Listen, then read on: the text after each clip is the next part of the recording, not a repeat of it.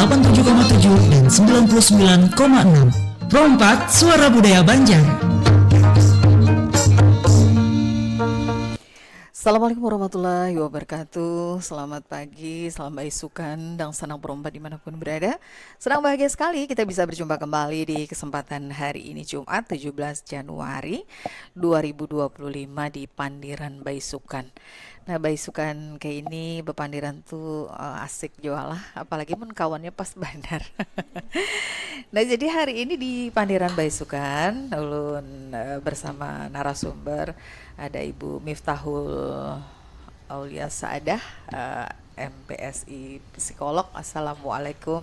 Apa kabar Ibu? Ya, Waalaikumsalam warahmatullahi wabarakatuh. Alhamdulillah, kabar baik Ibu. Ya, alhamdulillah sampai dengan di studio Pro 4 hari ini, walaupun cuacanya sepertinya sudah mulai cerah. Kalau pagi tadi beda ya Bu ya. Iya. Hujan dan juga agak dingin, ini sudah mulai hangat. Oke, ada juga Fatmawati Putri Niadin, mahasiswi psikolog Islam. Ya. Assalamualaikum. Waalaikumsalam Ibu. Ya, baik aja kalau kabar pian. Alhamdulillah, sedikit pilek. Ada apa-apa, biasa kalau cuaca kayak gini tuh kalau ada batuk pilek lah, tapi mudah-mudahan cepat sembuh. Amin. Ya, hari ini kita akan bicara tentang semangat wajah sampai ke puting dalam belajar. Nah, kita tahu istilah wajah sampai ke puting ini punya daerah kita ya, yang menandakan satu semangat yang kuat, tidak tergoyahkan dengan apapun tantangan dan rintangannya gitu ya Bu. Iya, betul. Apalagi ini dalam hal belajar, tentu dibutuhkan semangat yang kuat juga ketika kita akan belajar mencapai tujuan ataupun cita-cita yang akan kita raih. Ya, nanti kita akan bincangkan ini di Pandiran Baisukan. Silakan untuk Anda dan sanak perempat yang mungkin ingin ikut bergabung bersama kami, boleh nanti silakan melalui WhatsApp di 08953405 095339 atau juga melalui telepon kita di 0511 3252 602, atau juga Anda yang sedang menyaksikan kita melalui YouTube Pro 4 RRI boleh melalui live chat kita ya. Oke, kita tunggu atensi dan partisipasinya. Oke, saya ke Ibu Miftahul dulu. Saya panggilnya Ibu Miftah atau Boleh silahkan Ibu. Ya, mungkin kita ke moto kita ya, wajah sampai ke puting dulu ini. Mungkin apa maksudnya itu Bu? Oke, kalau kita membahas tentang semangat wajah sampai ke puting ya, jadi istilah wajah sampai ke puting itu kan istilah wasaka kayak gitu. Ya, jadi kalau kita bicara tentang wasaka, maka ini merupakan salah satu semboyan kayak gitu ya, atau moto yang memang itu berasal dari masyarakat Banjar kayak gitu. Jadi wasaka di sini kan ini juga merupakan pesan kayak gitu ya, yang disampaikan oleh Pangeran Antasari ya. Jadi bagaimana dulu beliau berjuang melawan penjajah kayak gitu. Jadi wajah sampai ke puting ya tadi memiliki makna bagaimana usaha itu kita lakukan sampai akhir kayak gitu. Jadi moto ini wasaka juga memiliki makna lain. Jadi istilahnya adalah terbuat dari baja ya, mulai dari pangkal sampai ke ujung. Jadi kalau kita bicara dalam konteks pendidikan ya, jadi wasaka ini berarti ya tadi suatu tekad kayak gitu ya, yang dimiliki oleh peserta didik ya, oleh siswa gitu. Nah, bagaimana mereka tidak mudah menyerah kayak gitu ya, meskipun ya tadi mereka juga menghadapi berbagai macam rintangan kayak gitu, nah hambatan dalam proses belajar kayak gitu. Nah, jadi wajah sampai ke puting ini ya tadi menggambarkan bagaimana usaha yang keras ya, tekad yang kuat kayak gitu, nah dari seorang siswa ya dalam belajar. Jadi ketika banyaknya hambatan, banyaknya rintangan dalam proses belajar ya tadi, semangat yang tinggi, nah itu juga akan memotivasi siswa ya untuk terus belajar bagaimana mereka nanti bisa meraih yang namanya sebuah impian ya, meraih yang namanya tujuan pendidikan di kehidupan mereka kelak kayak gitu. Ya, tapi memang faktanya kalau kita lihat di lapangan gitu, dengan berbagai macam pengaruh-pengaruh gitu ya, apalagi sosmed, apalagi ini gadget kita gitu, yang kadang-kadang bisa mengganggu semangat seseorang gitu untuk semangat dalam belajar. Ini gimana nih Ibu Miftah, atau juga ke adik Fatma ya? Atma ya, oke. Boleh silakan. Oke, jadi kalau kita bicara tentang ya tadi fenomena Iya. ya pelajar saat ini tadi yang disampaikan oleh Ibu ya Iya. tadi banyaknya hambatan tadi ya banyaknya rintangan, apalagi ya tadi saat ini kan teknologi. Jadi Iya. teknologi itu kan istilahnya adalah ibarat dua mata sisi Iya. ya. Jadi Tergantung memang kita memanfaatkannya ya. bagaimana kita bisa memanfaatkannya karena teknologi ya tadi bisa memberikan kita dampak yang positif ya tadi juga bisa Iya. memberikan kita dampak yang negatif kayak gitu. Nah, jadi mungkin fenomena ya pelajar saat ini ya tadi bagaimana pelajar itu juga bisa ketergantungan kayak gitu nah pada iya. teknologi, apalagi sekarang mudahnya AI ya, artificial intelligence kayak gitu nah. Kita Jadi nggak kadang-kadang bisa bikin mungkin kita agak apa kurang kreatif gitu ya, apa Iya. tergantung ke situ. Tergantung. Gimana? Ya, jadi banyak pelajar ya tadi yang menggunakan teknologi ya dalam proses belajar, kadangkala ya tadi penggunaan teknologi yang tidak tepat kayak gitu ya, penggunaan teknologi yang berlebihan malah justru itu bisa mengalihkan kayak perhatian, Iya. mengalihkan konsentrasi kayak gitu ya dari materi-materi pembelajaran. Dan sekarang ya tadi banyaknya media sosial, kemudian game online lain sebagainya, pengaruh ya tadi teknologi, nah itu juga membuat yang namanya distraksi ya bagi para Iya. belajar dan seringkali ya tadi mengganggu yang namanya konsentrasi kayak gitu nah. Kemudian fenomena pelajar saat ini ya tadi kita lihat juga ya tadi seperti misalnya kayak kurangnya motivasi, kurangnya rasa kedisiplinan kayak gitu nah. Ya jadi kurang motivasi, disiplin, dan itu memang sering terlihat kayak gitu nah pada remaja atau pada pelajar yang memang mereka tidak memiliki tujuan belajar jangka panjang itu apa kayak gitu nah. Jadi akhirnya menurunkan yang namanya semangat mereka dalam belajar, ya akhirnya munculnya rasa malas yang berkelanjutan kayak gitu.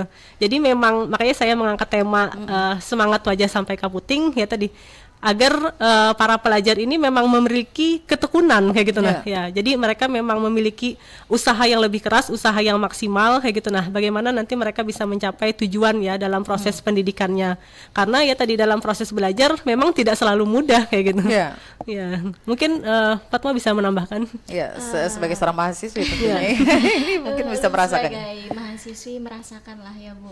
Iya. Ibaratnya selama 3 semester ini Iya. kuliah udah pasti adalah terpakai AI kayak gitu nah.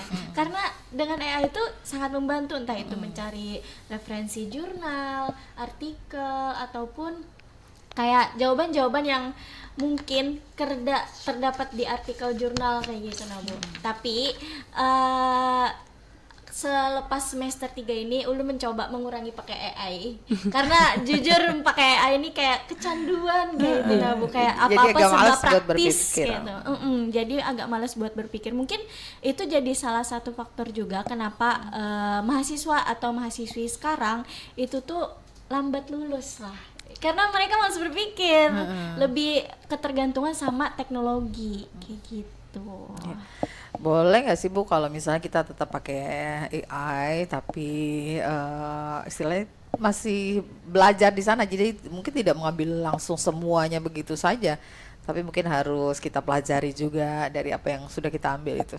Ya, sejatinya sih kan boleh aja. Kita kan juga tidak bisa Tidak tertutup ya tidak dari yang menutup namanya dengan teknologi, teknologi kayak ya. gitu. Nah, karena memang sudah zamannya teknologi, jadi memang kita harus melek ya terhadap teknologi tersebut. Iya. Tapi bagaimana kita dengan bijak kayak gitu nah, memanfaatkan yang namanya teknologi yang ada kayak gitu nah. Jadi teknologi yang ada ya tadi salah satunya misalnya AI kayak gitu ya, artificial intelligence itu mungkin bisa kita jadikan sebagai panduan kayak gitu nah. Iya. Tapi kayak kita membuat karya tulis aja ya. Jadi dengan adanya AI mungkin itu bisa menjadi kerangka, tapi tetap kita harus berpikir kayak gitu nah. Ya, jadi dalam mengembangkannya. Jadi itu hanya panduan awal kayak gitu nah, tapi kita tetap harus berpikir kritis kayak gitu nah. Kalau kita menerapkan semangat wajah sampai keputing ini sendiri gimana kalau di saat sekarang di anak-anak kita yang sudah sangat melek teknologi? Gimana, Bu?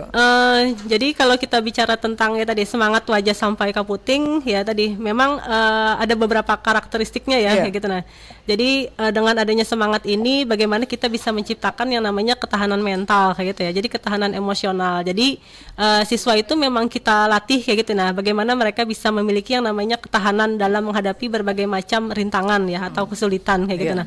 Jadi siswa itu kita dorong kayak gitu nah. Jadi bagaimana mereka memandang yang namanya sebuah tantangan atau hambatan itu memang merupakan bagian kayak gitu ya dari proses belajar, tidak bisa kita hindari kayak gitu ya.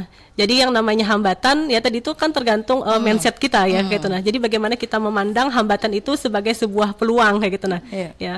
Nah, kemudian dengan menggunakan semangat wajah sampai kaputing ya tadi kita juga mengharapkan bagaimana pelajar itu agar mereka juga fokus kayak gitu ya pada apa yang menjadi tujuan dari jangka panjangnya kayak gitu. Nah, karena yang namanya pembelajaran itu kan tidak hanya kita fokus pada hasil yang sifatnya jangka pendek kayak gitu. Karena Nah, semua ada prosesnya. ya, karena ada semua prosesnya kayak gitu. Nah, jadi bagaimana dengan semangat wajah sampai ke puting tadi ya usaha yang kita lakukan sampai akhir sampai ke Yeah. pangkal kayak gitu, itu kita bisa menanamkan ya tadi pentingnya usaha yang harus kita lakukan secara terus-menerus kayak gitu. Nah, ya jadi sebagai umat muslim aja kan kita memang wajib ya istilahnya Yeah. tuh kayak ikhtiar kayak Iya, gitu. Nah, betul. Usaha, Ya, ikhtiar, usaha. ya. Jadi tidak hanya berdoa tapi kita juga berikhtiar kayak gitu. Iya. Nah, ya jadi dengan adanya semangat ini ya tadi kita juga melatih bagaimana sebagai seorang pelajar ya, sebagai seorang mahasiswa agar mereka juga memiliki yang namanya sikap kemandirian dalam Iya. belajar kayak gitu ya. Jadi ketika mereka dihadapkan berbagai macam persoalan atau masalah, jadi mereka juga belajar untuk mencari istilahnya adalah solusi dari masalah tersebut apa kayak gitu ya. Iya. Ya, karena ya tadi dalam belajar pasti kita menghadapi yang namanya rintangan atau hambatan kayak gitu ya. Nggak, Jadi dalam hidup ini juga nggak ada yang mulus. iya, nggak ada yang mulus kayak gitu. Nah, jadi dengan adanya kemandirian kita juga tidak bergantung ya sepenuhnya dengan adanya bantuan eksternal ya. Salah satunya tadi bantuan AI kayak gitu. Nah, karena kita diciptakan oleh Allah kan memang memiliki yang namanya kecerdasan ya gitu. Nah, jadi bagaimana kita bisa memanfaatkan kecerdasan yang kita miliki dengan baik kayak gitu. Nah, dan dengan adanya teknologi ya sebenarnya itu juga bisa melatih yang namanya kreativitas ya pada peserta didik kayak gitu. Nah, ya jadi dengan adanya AI ya tadi bagaimana kita bisa membantu ya peserta didik atau ya tadi mahasiswa agar mereka lebih berpikir kreatif lagi, bagaimana menemukan cara-cara yang inovatif ya dalam menyelesaikan sebuah permasalahan yang ada kayak gitu. Iya. Inovasi dan kreativitas ini bisa diambil dari banyak sisi ya. Iya. Nah, tentu tidak hanya teknologi. Nah, ini kita harapkan teknologi kemudian tidak harus melupakan belajar dengan orang-orang yang ada di sekitar mungkin, atau dengan dosen atau rekan yang lebih senior gitu ya, Bu. Ya betul. Karena kan kalau kita bicara tentang belajar banyak faktor kan yang mempengaruhi kayak gitu. Nah dalam belajar itu kayak gitu. Nah kan ada faktor internal, ada faktor eksternal itu sendiri kayak gitu. Nah jadi kalau faktor internal kan memang berasal dari diri kita kayak gitu ya. Bagaimana kita bisa menumbuhkan minat, bagaimana kita bisa menumbuhkan motivasi ya, keyakinan kita dalam belajar. Nah tadi kalau yang eksternal ya tadi ada banyak faktor, misalnya kayak bagaimana dukungan dari keluarga. Nah itu kan juga sangat penting kayak gitu. Nah ya. Jadi lingkungan keluarga yang bisa memberikan dorongan kayak gitu ya. Jadi secara emosional kayak gitu ya, secara material juga kayak gitu. Nah, itu kan juga bisa menjaga semangat belajar kayak gitu ya bagi peserta didik kayak gitu. Nah, jadi orang tua itu memang memberikan yang namanya perhatian kayak gitu. Nah, jadi memang memberikan yang namanya dorongan. Nah, sehingga itu juga bisa menumbuhkan kayak gitu. Nah, semangat. Karena kan ada beberapa orang yang memang memiliki motivasi eksternal yang lebih kuat misalnya kayak gitu. Nah, jadi selain dukungan dari keluarga, ya tadi orang kan juga memerlukan dukungan dari sosial ya. Jadi pengaruh dari teman-teman kayak gitu. Nah, pengaruh dari lingkungan sosial. Nah, itu juga memiliki pengaruh yang sangat penting kayak gitu. Nah, ya apalagi ya tadi pelajar, peserta didik, mahasiswa itu kan rentang usianya kan remaja kayak gitu. Nah, ya jadi di rentang usia remaja itu mereka kan pengaruh dari teman sebaya itu sangat kuat kayak gitu. Nah, ya, sangat kuat lingkungannya kayak gitu. Nah, ya jadi bagaimana ya tadi lingkungan itu yang memang bisa mengarahkan mereka pada hal-hal yang positif kayak gitu. Nah, ya jadi ketika kita berkawan istilahnya kan dengan penjual minyak wangi, maka kita juga akan kecipratan wangi kayak gitu. Nah, tapi kalau kita berjual dengan pandai besi kan kita kecipratan apinya istilahnya kan kayak gitu. Jadi teman itu kan sangat mempengaruhi kayak gitu ya dalam proses belajar kayak gitu. Nah, iya, jadi ini juga satu hal yang penting. Kita tuh harus memilah-milah juga kawan lah, lingkungan yang harus, bagus, karena akan mempengaruhi diri kita. Apalagi kalau kita ada di lingkungan yang toksik ya, mungkin kita nggak akan pernah bisa maju. Nah kalau Atma sendiri selama ini kayak apa dukungan dari Kuitan Pian, dari Dangsanak, dari orang-orang yang ada di sekitar? Kalau dukungan lah Bula, alhamdulillah kalau dari keluarga sangat mendukung untuk perihal pendidikan, entah itu belajar dimanapun Ulun pasti didukung. Bahkan waktu SD aja itu Ulun tuh di les akan mama Ulun itu di 3 tempat sekaligus. Jadi dalam sehari itu Ulun les 3 kali. Itu dari bulik sekolah, sore, malam itu ulun dilesakan pulang, bah itu belum lagi ngajinya, belum lagi pokoknya didukung bener lah lawan kuitan ulun gitu sekiranya ulun nih pintar jar mama. Dibekali. Iya dibekali sampai wahini pun kalau ulun hendak kayak belajar, entah itu belajar musik, entah itu belajar apapun lah itu wawasannya kayak gitu nah Bu, tetap didukung asalkan positif. Yang positif. Nah kalau misalnya kayak kegiatan-kegiatan itu pasti didukung juga, entah itu dari finansial ataupun dukungan-dukungan yang sifatnya verbal. Kalau misalnya kayak dari dukungan sosial itu alhamdulillah ruang lingkup ulun pun lumayan positif bagi ulun kayak gitu. Nah tapi mau nanya nih Bu, kalau kan kata Ibu tadi dukungan keluarga sama dukungan sosial tuh sangat penting lah bagi motivasi belajar anak. Kalau semisal di dalam keluarga ada yang kadang ada nih bujur kuitan kita nyambat kayak belajar aja, tapi ada di keluarga di kita nih nyambat kayak Mbak apa belajar kayak itu nah. Bebinian Wih, jalan. Bebinian Mbak apa belajar di ujung-ujungnya ke Setinggi-tingginya dapur sekolah. aja. Harusnya tinggi-tinggi sekolah aja kayak itu. Nah, itu kayak apa, Bu?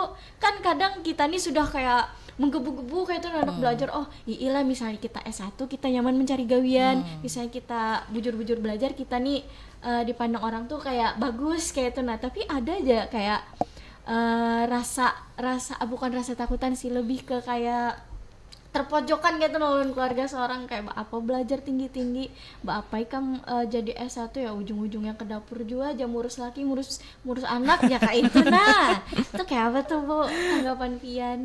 Oke, ya, jadi kalau kita bicara tentang pola asuh ya tadi pola asuh dari orang tua itu kan beragam ya kayak gitu. Nah, jadi kalau yang diceritakan Fatma tadi mungkin dia dibesarkan dengan pola asuh yang demokratis kayak gitu ya. Jadi memang ya tadi orang tuanya ya tadi memberikan dukungan secara penuh, kemudian adanya komunikasi secara terbuka ya antara orang tua dan anak. Tapi kan ada juga orang tua tuh yang pola asuhnya yang permisif kayak gitu ya. Jadi kayak cenderung membiarkan anaknya mau belajar, mau tidak ya cuek aja kayak gitu ya.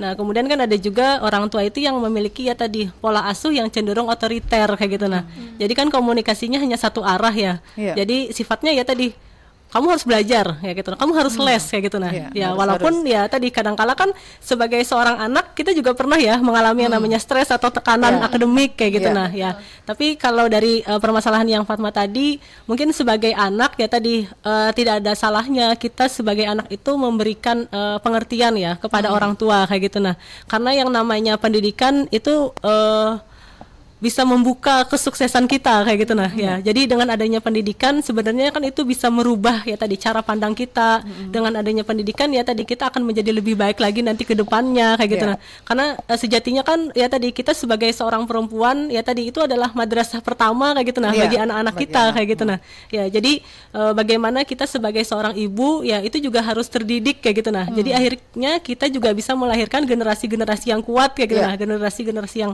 ya cerdas kayak gitu. Nah generasi yang bermoral kayak gitu. Nah jadi sebagai orang tua ya tadi kita juga harus memberikan pandangan agar mereka juga terbuka kayak gitu nah pikirannya bahwa yang namanya perempuan itu tidak hanya ya tadi sumur, dapur dan kasur kayak gitu nah. Kalau dulu iya gitu ya. Kalau dulu iya Sekarang kayak gitu beda. nah. Sekarang sudah beda. Nah mungkin ya tadi itu adalah orang-orang tua yang memang memiliki pandangan yang masih kuno ya istilahnya seperti itu ya. Yang ya tadi mengkerdilkan istilahnya adalah sebuah pendidikan kayak gitu nah. Padahal ya tadi pendidikan itu kan jendela dunia kayak gitu nah yang bisa merubah kita kayak gitu ya. Jadi ketika kita pintar, ketika kita cerdas kayak gitu nah. Banyak orang yang sukses kayak gitu nah walaupun dia berlatar belakang dari pendidikan keluarga yang ekonomi menengah ke bawah kayak gitu nah. Tapi ketika dia memiliki yang namanya semangat kayak gitu nah, motivasi. Karena motivasi itu kan sebenarnya tadi yang saya katakan ada yang sifatnya internal, ada yang sifatnya eksternal. Tapi bagi saya motivasi yang paling besar itu adalah dari dalam diri kita kayak gitu nah. Ya. Nah, jadi walaupun ya tadi keluarga tidak memiliki fasilitas misalnya ya jadi kayak kurangnya fasilitas belajar yang disediakan oleh keluarga, kurangnya dukungan, tapi ketika kita memiliki motivasi internal yang kuat di dalam diri kita itu bisa merubah kayak gitu nah. Kita bisa dapatkan dari mana saja sebenarnya. Bisa dari mana saja kayak gitu nah. Karena dalam Al-Qur'an juga sudah disebutkan kayak gitu nah ya, bahwa Allah itu kan tidak akan merubah kayak gitu nah nasib suatu kaum ketika kaum itu tidak berusaha kayak gitu nah mau merubahnya. Ya sama seperti kita kayak gitu nah.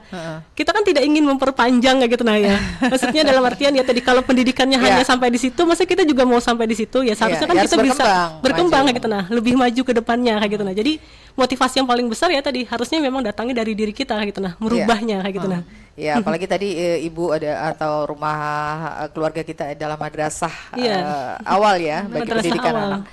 Nah, ini tentunya sebagai ibu juga kita harus membekali diri gitu, nggak stop sampai di situ saja, tapi setiap hari kita harus tetap belajar ya, karena Iya. perkembangan ini terus akan berkembang gitu ya. Tapi kadang-kadang sekarang orang tua tuh kalah dengan kepintaran anak-anak dalam teknologi. iya.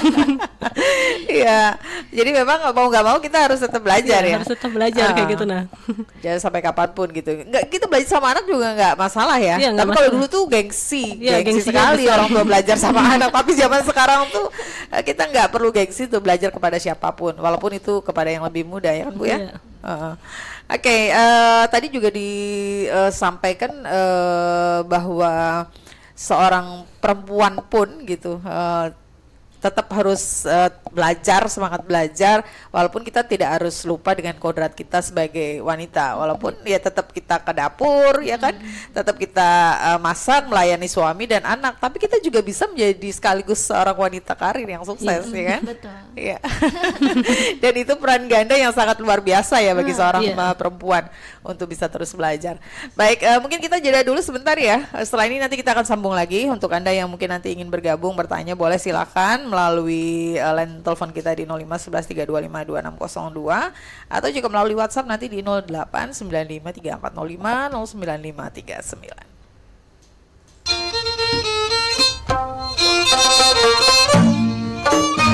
FM 87,7 dan 99,6 Pro 4 Suara Budaya Banjar.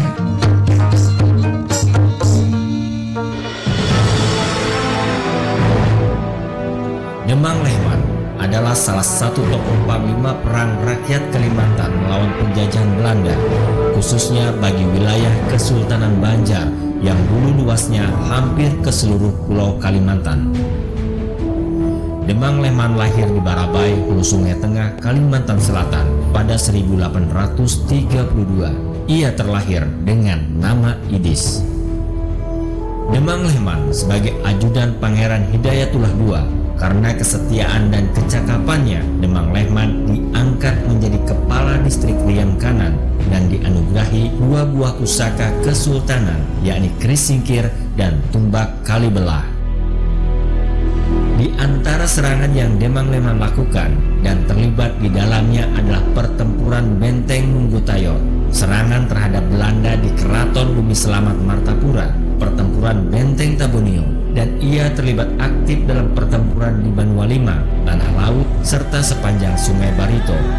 Pertempuran para pejuang di Kandangan, penyerangan ke Benteng Amawang, pertempuran daerah Barabai, dan pertempuran Gunung Madang. Kepala Demang Lehman dihargai 2.000 gulden oleh Belanda. Ini bukan jumlah yang kecil pada masa itu, sebagai tanda bahwa Belanda hampir berputus asa untuk menaklukkannya. Sehabis menunaikan salat subuh dan dalam keadaan tidak bersenjata, Demang Lehman ditangkap.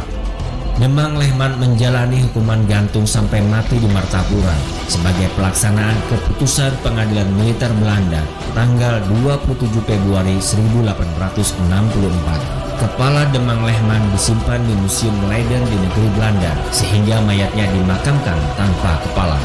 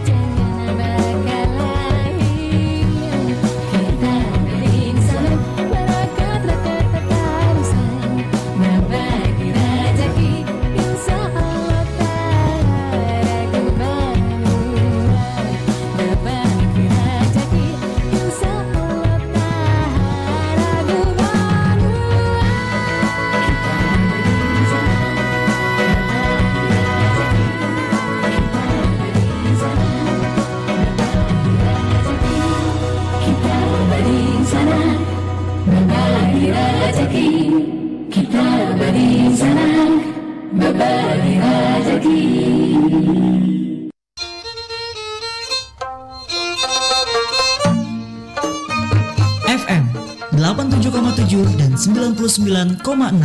Pro 4 Suara Budaya Banjar.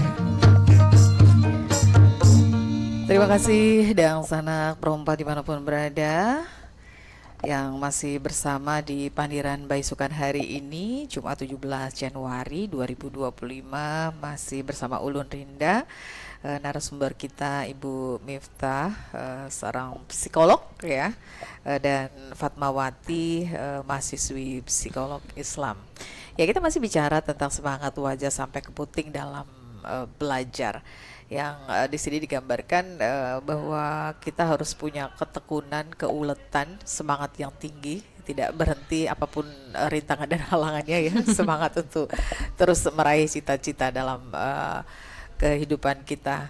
Nah, tadi juga sudah banyak kita bicarakan. Untuk Anda mungkin yang ingin bergabung, boleh silakan di 08953405 09539 melalui WhatsApp, atau juga melalui line telepon kita di 0511325602. Ya, sudah ada yang akan segera menyapa kita. Kita coba sapa dulu ya. Assalamualaikum. Waalaikumsalam warahmatullahi wabarakatuh. Ya, apa kabar Bang Sadam? Kabar baik, hari panas. Alhamdulillah, sudah cerah cuacanya nampaknya. Iya, ibarat perempuan itu sudah senyum dia. Berarti pagi tadi bilut ya lah. Bukan bilut lagi, mau netes. Iya, silakan Bang Sadam. Selamat pagi Bu. Ya, Dan selamat pagi Bapak. saudari mahasiswi ya. Iya. Ya, alhamdulillah. Mempelajari psikologi ini sungguh luar biasa itu ya. Kalau di dalam religi barangkali itu urusan kebatinan. Nah, kalau di dalam statement Indonesia itu tentang jiwa begitu loh. Nah, itu kira-kira aja. Nanti mohon pencerahannya aja. Jadi sangat penting ya. Artinya kita mempelajari psikolog atau ilmu kejiwaan begitu loh. Nah, sekiranya kita bisa mengestimate apa mau kita, mau arah kemana kita, kemudian apa yang menjadi tujuan kita. Nah, kalau di dalam istilah belajar tentunya bisa, ujar orang Banjar itu bisa.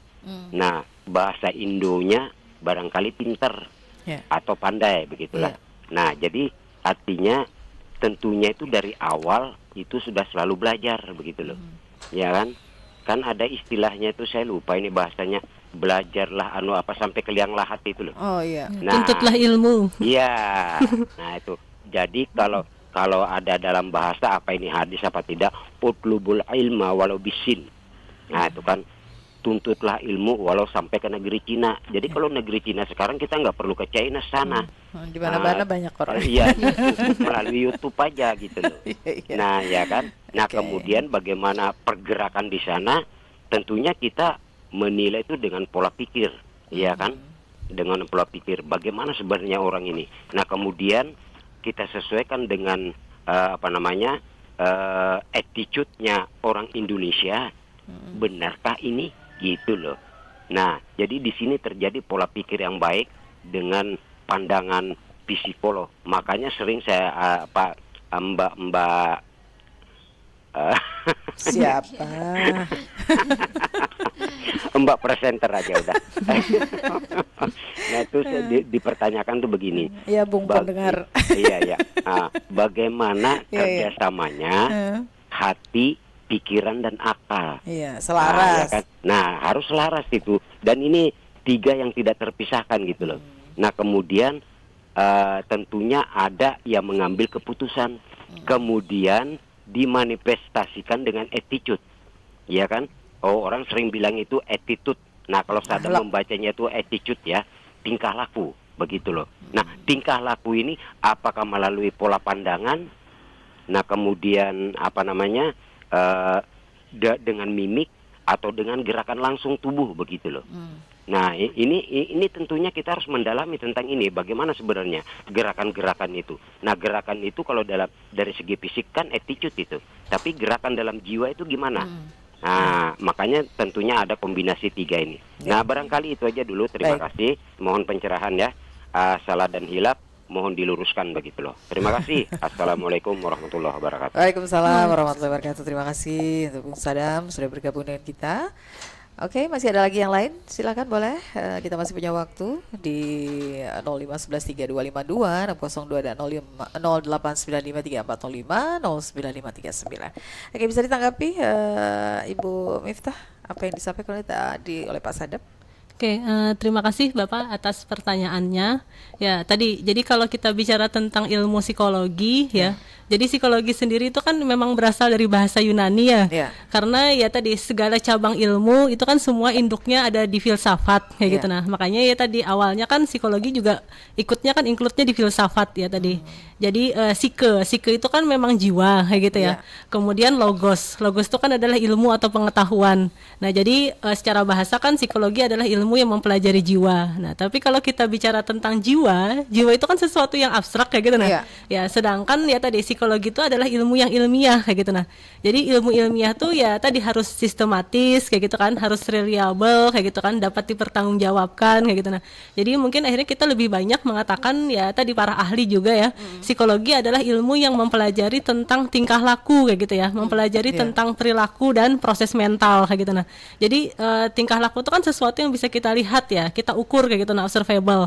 Nah, sedangkan proses mental itu kan memang tidak terlihat kayak gitu. Nah, tetapi masih bisa kita ukur kayak gitu. Nah, ya salah satunya ya tadi proses mental itu kan kaitannya dengan kita berpikir ya, kaitannya dengan kecerdasan.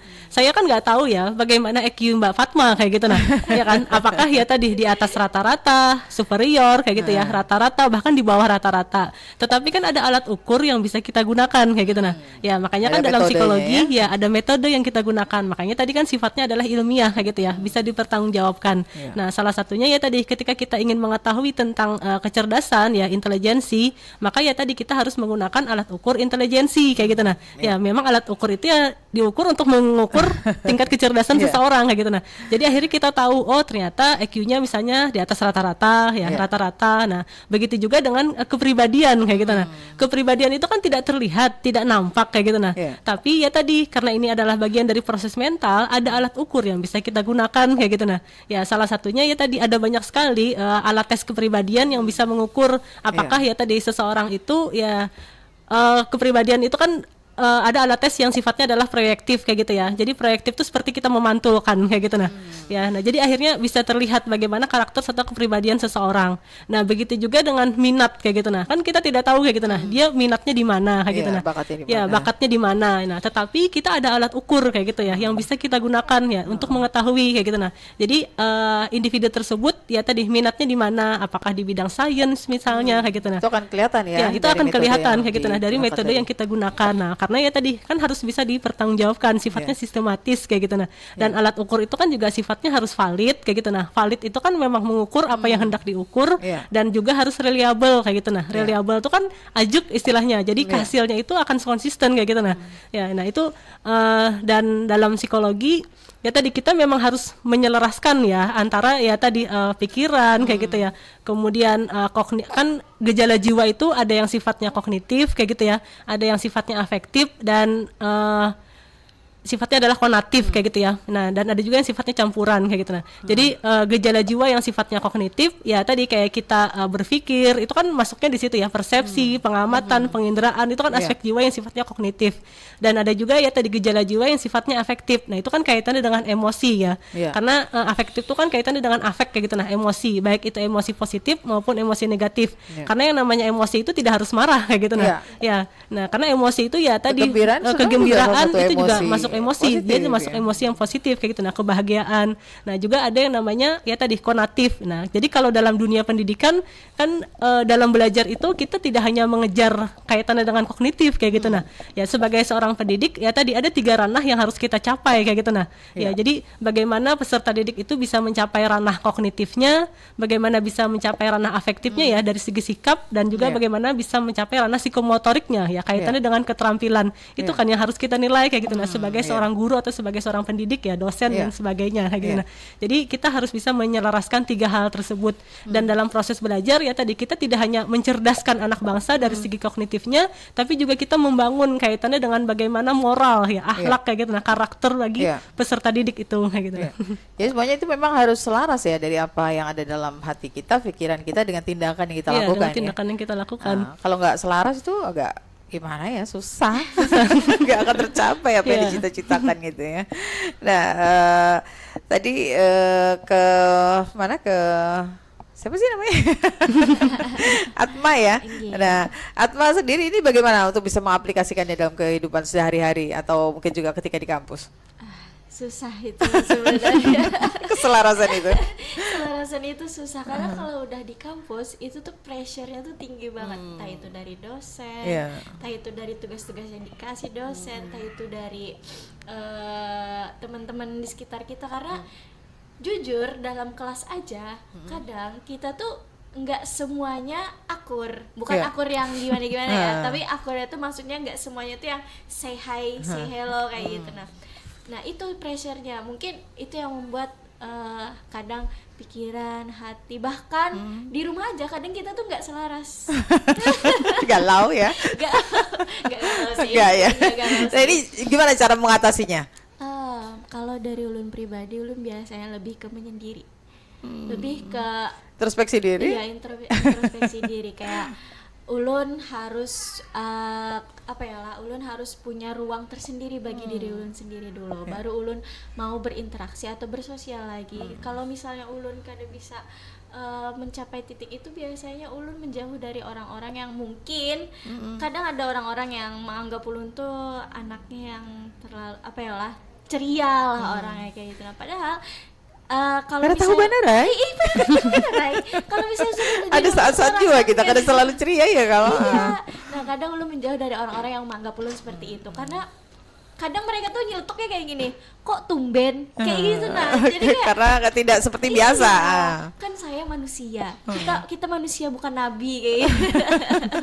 Jadi wajar aja kita ada di titik tersedih, kita ada di titik galau, kita ada di titik terendah kita. Nggak semuanya tuh harus ada di titik tertinggi kita kayak gitu. Karena memang hidup ini juga nggak akan pernah ada yang mulus, selalu pasti ada hal-hal halangan, rintangan gitu ya, yang mungkin bisa membuat kita tersandung, terjerembab gitu. Tapi itu harus bangkit lagi gitu.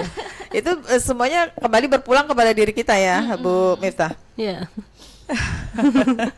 Nah ini kita kembali ke apa namanya, semangat wajah sampai kaputing ya. Iya. Nah ini tentu kalau kita terapkan ini dalam dunia pendidikan, misalnya dalam pembelajaran kita untuk mencapai apa yang kita cita-citakan, mungkin ada dampak positif negatifnya juga gitu ya. Nah ini seperti apa ini kalau misalnya nanti kita terapkan? Oke, kita akan terima telepon dulu. Oke, silahkan. Ya, assalamualaikum. Salam Ya, dari siapa, di mana Pak? dari Pak Hasbi di Banjarbaru. Pak Hasbi Banjarbaru, silakan Pak Hasbi. Kenapa Bu?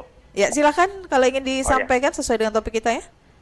Saya apa namanya tuh mendengarkan sudah tadi selamat pagi menjelang siang narasumber. Ya.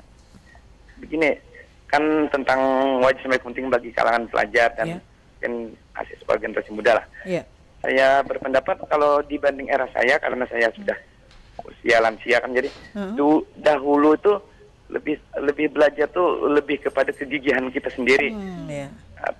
Saya dari TK di Banjarbaru sampai kuliah di UNDAM juga tetap di FISIP dulu. Ya. Tapi maksudnya begini, kalau yang sekarang ini bagi pelajar itu lebih dimudahkan dengan fasilitas, Bu. Iya, teknologi Lebih juga ya Pak ya. dimudahkan. Teman-teman juga yang kami sering reuni itu enak. Sekarang mahasiswa dulu kan datang ke kampus, dosennya batal, nggak tahu kemana-kemana, dosennya pulang. Apalagi Iya. saya kuliah dulu pulang pergi dari Banjarbaru Iya. taksi, jadi pulang. Apa nggak ada yang nggak ada yang memberitahu kan, jadi Iya. pulang. Tapi saya dapat beasiswa juga dulu, Iya. peringkatan prestasi akademik tahun 80-an gitu. Iya. Nah jadi segini, menurut saya gini, kalau sekarang ini pelajar atau mahasiswa tidak dapat mencapai kesuksesan baik dari segi akademis, dari Iya. segi prestasi di bidang lain, saya kira itu karena malas saja, Bu. Iya. Dan lingkungan mungkin tidak mendukung orang tua. Iya. Terima kasih banyak, Bu. Assalamualaikum Baik. warahmatullahi wabarakatuh. Waalaikumsalam warahmatullahi wabarakatuh. Terima kasih untuk Pak Hasbi yang ada di Banjarbaru. Mungkin langsung ditanggapi saja nih Bu. Ya. Bu Miftah. Kalau kita bicara tentang generasi ya pasti berbeda ya Pak karakteristiknya Setiap generasi kayak gitu. berbeda. Nah, kalau generasi ya setiap generasi kan apalagi tadi ada generasi alpha, ada generasi milenial, ada generasi Gen Z dan sebagainya. Ya kalau kita lihat ya memang kalau zaman dulu ya tadi daya juang ya resiliensinya memang itu sangat kuat kayak gitu nah ya. Karena ya tadi mungkin belum banyaknya pengaruh teknologi dan lain sebagainya ya. Belum banyaknya ya tadi akses fasilitas dan lain sebagainya. Jadi akhirnya kita memang harus memiliki daya juang itu kayak gitu ya yang harus kita munculkan. Nah, tapi sekarang ya tadi dengan mudahnya berbagai macam fasilitas, mudahnya ya tadi kemajuan teknologi kayak gitu ya. Nah, itu memang bisa melemahkan ya salah satunya sisinya tadi seperti itu kayak gitu kan. Nah, tapi di sisi lain ya tadi kita harus positif kayak gitu ya dalam berpikir itu kayak gitu nah. Bahwa ya tadi generasi yang sekarang itu juga sama kayak gitu nah, tangguhnya kayak gitu nah ya. Walaupun ya tadi banyak yang mengatakan generasi sekarang adalah generasi strawberry kayak gitu nah. Jadi diibaratkan kan ya tadi rapuh kayak gitu nah. Strawberry itu kan kayak buah yang manis tapi rapuh kena pencet aja ya tadi ya. Nah, tapi ya tadi perlu memang ya tadi kayak dukungan dari keluarga kayak gitu nah. Perlu ya tadi mereka juga menghadapi berbagai macam rintangan agar ya tadi mereka juga memiliki yang namanya coping stress yang baik kayak gitu nah. Ya dan saya juga ingin menanggapi lagi tadi ya terkait dengan ya tadi kembali lagi ke dampak tadi kayak gitu nah ya. Jadi kalau kita bicara ya tadi wajah sampai kaputing sebenarnya semboyan ini kan memang bagaimana semboyan ini bisa dimunculkan kan ya para pejuang kayak gitu ya dari Pangeran Antasari bagaimana mereka kan berjuangnya melawan penjajah jadi perjuangannya itu kan secara fisik kayak gitu nah jadi pertumpahan darah kayak gitu nah pertaruhannya adalah nyawa kayak gitu kan nah tapi kalau sekarang ya tadi semangat itu memang harus terus kita kobarkan kayak gitu ya walaupun dalam bentuk yang lain walaupun dalam bentuk yang lain kayak gitu nah sekarang kan rintangan hambatannya kan bukan lagi penjajahan kayak gitu ya tapi ya tadi kaitannya dengan kemajuan teknologi nah itu kan juga menjadi musuh kadang-kala bagi kita ketika kita tidak bisa dengan bijak memanfaatkannya kayak gitu ya. Nah, jadi dengan adanya semangat wasaka ya tadi wajah sampai kaputing bagaimana kita juga bisa meningkatkan yang namanya ketahanan mental dan emosional. Karena bagi seorang pelajar resiliensi itu sangat penting kayak gitu nah ya daya tahan itu sangat penting kayak gitu nah karena dalam hidup pasti kita akan dihadapkan dengan berbagai macam hambatan kayak gitu nah mau nggak mau kayak gitu nah rintangan kayak gitu nah jadi kita memang harus memiliki daya juang kayak gitu nah nggak mungkin kita lari dari kenyataan gitu lari sebentar tapi pulang balik lagi harus tetap menghadapi masalah yang sama kalau nggak tambah masalahnya ya kan jadi memang harus kita hadapi harus kita selesaikan karena ketika selesai pasti akan datang lagi gitu nah masalah baru seperti itu nggak akan pernah berhenti kecuali kita mati ya kecuali kita meninggal kayak gitu nah baru kita selesai kayak gitu nah ya tapi selama kita hidup selama kita bernyawa kayak gitu nah pasti semua permasalahan itu akan datang nah jadi itu tinggal bagaimana kita menghadapi permasalahan jadi itu bagaimana aja kita ya menyikapi ya tadi ya memandangnya kayak gitu nah jadi sebuah permasalahan kita pandang secara positif ya tadi itu kita jadikan sebagai sebuah peluang kayak gitu nah makanya kan orang-orang yang sukses ya tadi melihat kegagalan itu ya tadi sebagai batu loncatan kayak gitu nah ya jadi orang sukses pengusaha kalau sudah gagal kalau tidak memiliki daya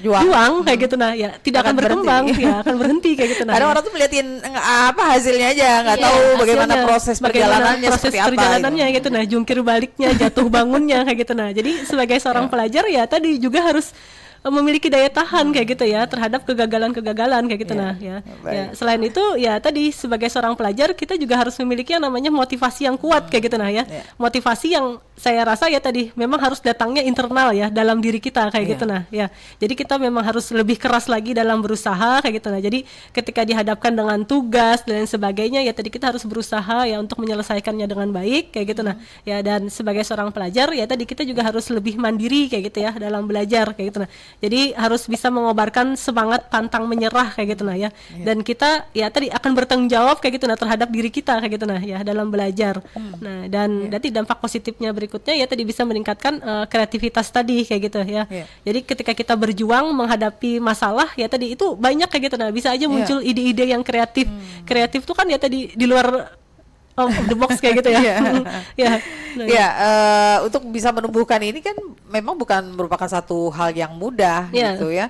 Tapi bukan merupakan satu hal yang sulit juga gitu, tergantung bagaimana kemauan kita. Tapi ini mungkin juga harus mungkin dipengaruhi ya, harus dari yaitu tadi dari lingkup terkecil dari keluarga kita dulu, lingkungan yang mendukung, yang positif gitu. Ini mungkin akan bisa menumbuhkan itu ya, semangat wajah sampai kaputing. Baiklah, ini kita sudah berada di penghujung waktu. Mungkin ada yang ingin disampaikan kesimpulan dari apa yang sudah kita berbincangkan. Mungkin nanti Ade Atma bisa juga menambahkan ya. Oke. tadi ya, bagaimana kita bisa menumbuhkan yang namanya semangat ya, wajah sampai kaputing dalam belajar. Tadi juga sudah disampaikan, dukungan itu bisa aja berasal dari keluarga ya. Jadi dukungan yang diberikan oleh orang tua. Selain itu ya tadi dukungan itu juga bisa berasal dari guru kayak gitu ya, atau dosen ya kayak gitu. Nah, jadi sebagai seorang pendidik ya tadi dalam proses pembelajaran mungkin kita bisa menerapkan berbagai macam strategi pembelajaran. Jadi kita tidak monoton pada satu strategi saja kayak gitu ya. Jadi agar bisa menumbuhkan semangat siswa dalam belajar kayak gitu ya. Jadi kita bisa kayak berdiskusi, kerja kelompok kayak gitu. Nah, dan ya tadi ya banyak cara yang bisa kita lakukan kayak gitu ya. Kemudian ya tadi sebagai orang tua juga, sebagai pendidik ya tadi kita juga harus terus istilahnya adalah memberikan dukungan secara emosional. Jadi kita harus bisa memberikan penghargaan atas pencapaian yang sudah dilakukan oleh peserta didik kita kayak gitu. Nah, jadi reward itu kan sangat penting kayak gitu nah ya. Jadi ketika seseorang itu diberi reward baik itu dalam bentuk verbal ya ataupun dalam bentuk hal lain kayak gitu, itu kan bisa menumbuhkan yang namanya semangat seseorang kayak gitu nah, rasa kepercayaan diri kayak gitu nah ya. Nah, selain itu ya tadi bagaimana kita juga harus bisa menciptakan lingkungan belajar yang kondusif ya sebagai seorang pendidik kayak gitu. Nah, karena ya tadi lingkungan belajar yang toksik itu juga akan bisa menurunkan semangat kita dalam belajar kayak gitu ya. Nah, selain itu ya tadi dalam belajar ada banyak strategi yang bisa kita gunakan kayak gitu ya untuk melatih kemampuan berpikir kritis ya bagi seorang pelajar. Misalnya ketika pelajar dihadapkan dalam suatu problem atau masalah, berarti kan kita bisa menggunakan strategi problem based learning dalam belajar. Itu kan bisa menumbuhkan sisi kreativitas ya, sisi analisis kayak gitu nah. Atau ya tadi kita juga bisa menggunakan strategi project based learning kayak gitu ya. Jadi berbasis project, nah itu bisa meningkatkan inovasi, kreativitas kayak gitu. Nah, tapi kalau kita bisa melihat ya, kalau misalnya ada pelajar kita yang mengalami penurunan semangat belajar, ya tadi kita juga harus aware kayak gitu. Nah, sebagai orang tua, sebagai pendidik, ya kita harus memberikan langkah selanjutnya. Jadi pendampingan misalnya kayak gitu. Nah, konseling kayak gitu. Nah, ya agar semangat itu bisa meningkat kembali kayak gitu.